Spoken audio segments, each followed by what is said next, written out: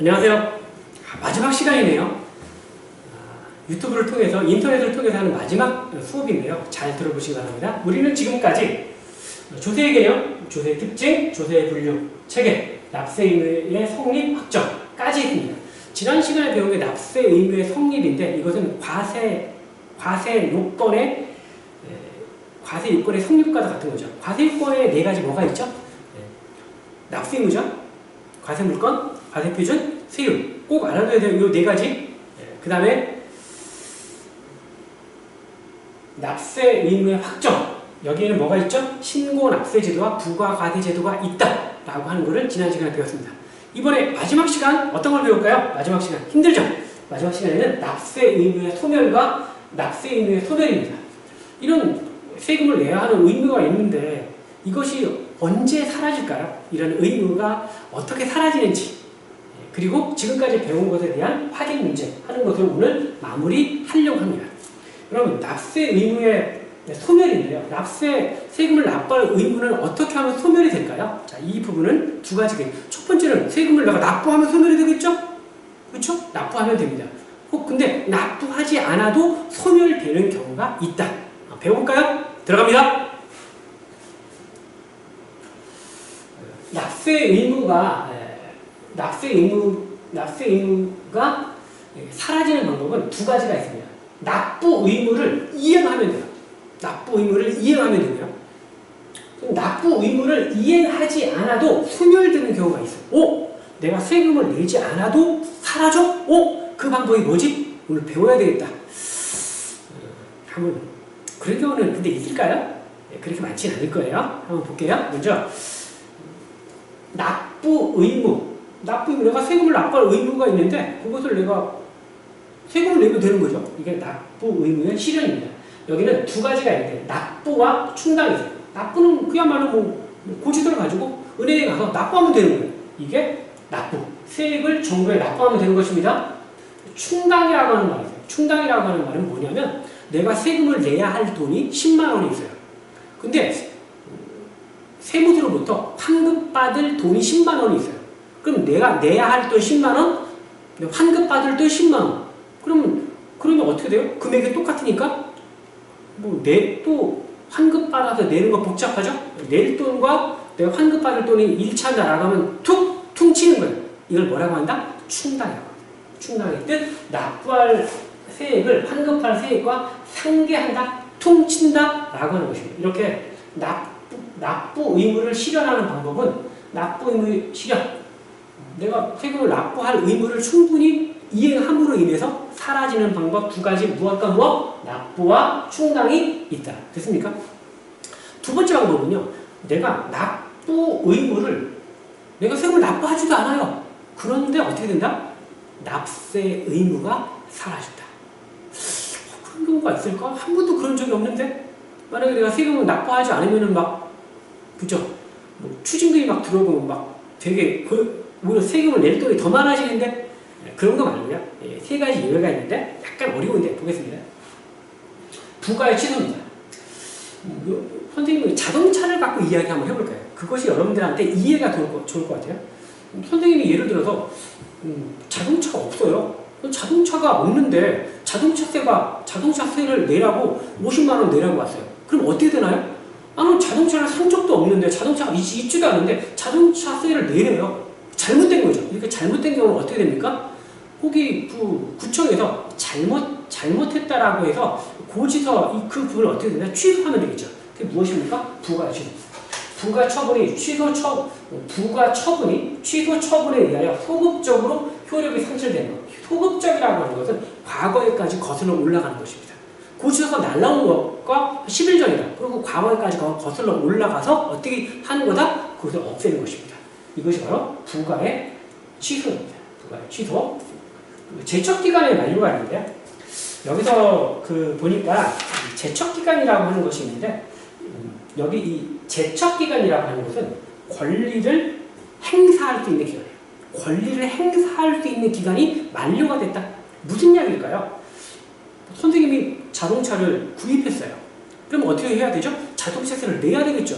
근데 구청 직원이 깜빡하고 고지서를 나한테 발급을 안 했어요. 어떻게 저는 고지서가 안 나와서 발급할 필요가 없잖아요. 근데 그걸 갖다가 구청 직원이 계속해서 까먹고 있는 거예요. 깜빡했어요. 그래서 계속 시간이 가요. 어느 정도 시간이 뭐 1년이 흐르고 2년이 흐르고 막 흘렀어요. 그럼 어떻게 돼요? 그럴 때는 어떻게 된다? 나한테 세금을, 고지서를 발부할 그런 권리 행사할 수 있는 기간이 사라진다. 그것이 무엇입니까? 그것이 바로 여기 제척기간의 만료입니다. 읽어볼게요. 조세를 부과할 수 있는 권리의 행사 가능 기간이 만료됐다. 다시 말하면 자동차세 그 고지서가 있죠. 고지서를 나한테 보내줘야 부담이 있는 거잖아요. 근데 그런 부담시킬 수 있는 권리 행사 가능 기간이 만료됐다. 구청직원이 깜빡했다. 그렇게 해서 고지서를 나한테 보내줄 수가 없다. 라고 하면 좀 자동차세를 낼 필요가 없겠죠. 그것이 무엇이다? 제척기간의 만료가 되겠습니다. 소멸시의 완성은 뭔가요? 이 소멸시의 완성은 자동차세 고지서가 날라왔어요. 세금을 내래. 근데 어떻게 됐어요? 선생님이 깜빡하고 자동차세를 내지는 않았어요. 그러면 어떻게 해야 되죠? 또 고지서가 날라와야 되겠죠. 그리고 전화를 하겠죠. 왜 세금 안 내요? 세금 내세요 라고 해야 되겠죠. 근데 구청 직원이 또 깜빡한 거예요. 또 깜빡하고 전화도 안 하고 고지서도 안 와요. 그렇게 1년이 지나고 2년이 지나고 그럼 어떻게 돼요? 고지서는 날라왔지만 나중에는 그 기간이 어느 정도 지나면 저는 세금을 자동차세를 낼 필요가 없다. 그것이 무엇이다? 그것이 바로 소멸시의 완성입니다. 읽어볼게요. 조세를 징수할 수 있는 권리, 징수라고 하는 거예요. 세금을 직접 거두는 거예요. 이거는 고지서가 정상적으로 발부는 됐는데 징수, 세금을 걷어들이는 그런 걸 갖다 걷어들이는 거예요. 그래서 징수할 수 있는 권리를 행사하지 않는 거예요. 고지서가 날랐으면 내가 세금을 내야 되는데 세금을 못 내고 있는데도 전화를 하지도 않는 거예요. 그래서 그렇게 계속 있는 거예요. 그럼 어떻게 되죠? 징수할 수 있는 권리를 행사하지 않음으로써 소멸이 된다. 1년이 지나고 2년이 지나고 그럼 어떻게 돼요? 세금을 내라고 할 수가 없겠죠. 그게 무엇이다? 소멸시의 완성. 자, 납세 의무는 어떻게 사라지느냐? 두 가지가 있습니다. 첫 번째, 납부 의무를 실현하면 됩니다. 세금을 내면 돼요. 여기는 납부와 충당이 있다. 두 번째, 내가 납부하지 않아도 납세 의무가 소멸이 된다. 어느 경우죠? 부가의 취소. 자동차가 없는데도 자동차세가 오면 어떻게 되죠? 잘못된 거니까 취소하면 되고요. 제척기간의 만료. 그죠? 제척기간의 만료. 자동차가 있는데 고지서가 날라가야 되는데 구청직원이 깜빡하고 고지서도 보내지 않았다. 시간이 흐르면 어떻게 돼요? 고지서를 나한테 보낼 수 없겠죠. 권리를 행사할 수 없겠죠. 그게 제척기간의 만료. 소멸시효 완성. 고지서는 왔는데 나는 깜빡하고 내지 않았어요. 어떻게 돼요? 그렇다면 독촉도 안 하고 시간이 흘렀다. 그럴 때는 어떻게 되죠? 납부할 의무가 없겠죠. 그럴 때 소멸시효 완성. 세 가지 부가의 취소, 제척기간의 만료, 소멸시효 완성. 이것이 납부 의무의 미실현. 미실현. 이것에 의해서 납부 의무가 소멸이 된다. 이런 경우가 있을까요? 거의 없겠죠. 네. 이렇게 해서 마무리했고요. 이제 최종적으로 지금까지 하는 부분에 지금까지 선생님이 5차시를 했는데요. 어려웠죠.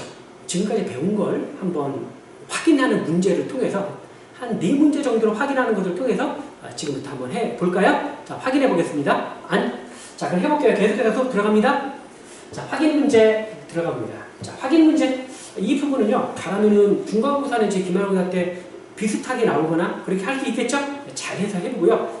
배운 것에 대해서 내가 잘 이해하고 있는지, 문제를 풀 수 있는지 같이 한번 확인해 보면 좋겠습니다. 첫 번째 문제 들어갑니다.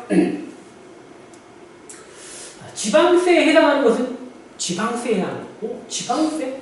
우리 조세에는 국세가 있고 지방세가 있죠? 국가에서 세금을 내려가는 국세, 지방자치단체에서 세금을 내려가는 지방세가 있죠? 지방세는 여기 어떤 게 있을까? 국세밖에 나 모르는데? 잘 볼까요? 여기 보니까 교육세, 법인세, 소득세, 부가세 이 4가지는 전부 다 국세예요. 그런데 재산세 이거는요 지방세입니다. 답은 몇 번입니까? 4번입니다. 아마 교재에 있는 것과는 문제가 살짝 다를 수 있어요. 문제를 살짝 바꿨습니다. 아마 살짝 바꿨어요. 두 번째 보겠습니다. 두 번째 볼까요? 두 번째는 조세의 사용 목적을 기준으로 조세를 분류한 것으로 옳은 것. 여기 보니까 사용 목적을 기준으로 조세를 분류하는 것으로 옳은 것은 이라고 되어 있습니다. 어떤 걸까요? 사용 목적. 먼저 국세와 지방세는 과세 주체가 누구냐에 따라 불리한 거죠. 임세와 물세는 뭐죠? 그 사람의 인적 사정을 고려하느냐에 따라 불리한 거죠. 보통세와 목적세는 뭐죠? 아, 이게 사용 목적을 기준으로 한 거예요. 답은 3번입니다. 4번은 독립세와 부가세는 뭐죠? 그 세금이 독립성이 있느냐 없느냐를 기준으로 하는 거고요. 직접세와 간접세는 전가가 예정되어 있느냐, 떠넘기느냐, 떠넘기지 않느냐. 떠넘긴다면 간접세, 떠넘기지 않고 내가 한다라고 하면 직접세죠. 이렇게 해서 전가가 예정되어 있느냐, 5번입니다. 5번으로 되어 있어서 답은 뭐다? 사용 목적을 기준으로 한다. 보통세와 목적세. 사용 목적이 한정되어 있다, 목적세. 일반적인 경비 충당에다 보통세가 되겠습니다. 세 번째 문제 되겠습니다. 다음에서 설명하고 있는 국세기본법의 용어로 옳은 것, 국세기본법의 용어로 옳은 것 볼까요? 뭐냐면요, 과세 대상이 되는 물건, 행위 또는 사실. 이걸 설명하는 용어가 뭘까요? 한번 잘 보세요. 헷갈리죠? 힌트가 있어요. 이 문제 안에 답이 있어요. 볼까요? 과세 대상이 되는 물건, 행위 또는 사실. 여기서 과세라고 하는 것과 물건이라고 하는 것이 있죠. 그래서 과세, 물건. 답은 4번입니다. 문제를 이렇게 풀 수도 있네요. 네, 그렇습니다. 그 다음 네 번째 보겠습니다. 과세 요건이 아닌 것. 과세 요건. 과세 성립 요건 네 가지가 있죠. 네, 첫 번째 뭐가 있죠? 납세 의무자. 사람이 있어야 되고요. 그것에 대한 물건이 있어야 되겠죠. 과세 대상, 이게 해당되는 과세 물건. 그것에 대한 과세 표준. 그리고 그것에 대한 세율. 이렇게 2, 3, 4, 5가 과세 성립의 요건 네 가지 이야기합니다. 그럼 뭐가 될까요? 세액입니다. 세액은요, 과세 표준 곱하기 세율을 해서 나오는 금액이 세액이 되겠죠. 답은 1번이 되겠습니다. 자, 이렇게 해서 선생님은 동영상 강의를 통해서 5강을 5개의 강의를 했습니다. 그리고 여기 있는 확인 문제까지 해봤습니다. 여러분들이 도움이 됐나요? 여러분들이 이 동영상 강의를 잘 들어서 한 번 들어서는 아마 잘 이해가 안 될지도 모르겠어요. 그런데 잘 이해가 안 되는 부분을 반복해서 들어서 여러분들에게 도움이 됐으면 좋겠습니다. 여러분들 5개의 강의 듣느라고 고생했습니다. 수고했습니다.